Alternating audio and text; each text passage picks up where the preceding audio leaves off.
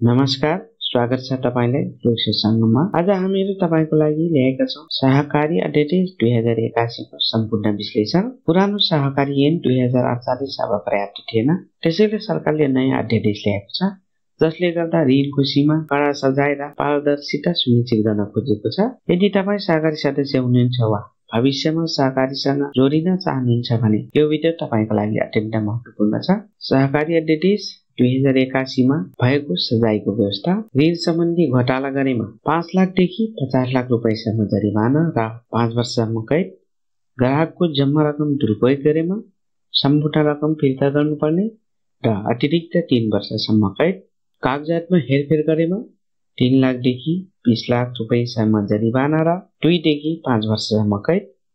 बिना अनुमति सहकारी सञ्चालन गरेमा 1 लाखदेखि 10 लाख रुपैयाँसम्म जरिवाना र संस्था बन्द गर्ने। निगरानी विभागलाई गलत जानकारी दिएमा 1 वर्षसम्म कैद र 50,000 देखि 5 लाख रुपैयाँसम्म जरिवाना। राजनीतिक हस्तक्षेप गर्ने व्यक्तिलाई 1 वर्षसम्म कैद र 1 लाखदेखि 10 लाख रुपैयाँसम्म जरिवाना। लेखा परीक्षण नगरेमा संस्थाको इजाजत पत्र नै रद्द हुने व्यवस्था। सहकारी अध्यादेश 2081 मा ऋण रकमको सीमा। सामान्य सदस्यको लागि न्यूनतम 50,000, अधिकतम 50 लाख, जम्मा रकमको 5 गुणासम्म।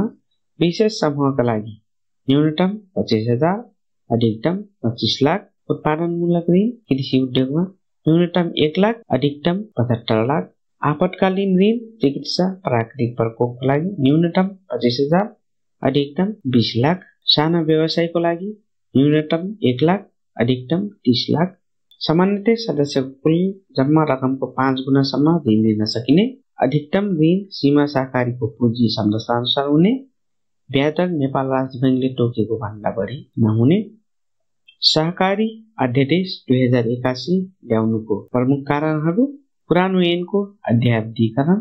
नेपालमा सहकारी क्षेत्रलाई सहकारी ऐन 2048 ले नियमन गर्दै आएको छ, जुन आजको आर्थिक, सामाजिक र वाणिज्यिक आवश्यकतालाई पूरा गर्न सक्दैन। नयाँ अध्यादेशले डिजिटल युग, वित्तीय पारदर्शिता र सहकारी संस्थाको आधुनिक प्रबन्धनलाई समेट्न खोजेको छ। सहकारी संस्थाहरूको दुरुपयोग रोक्न।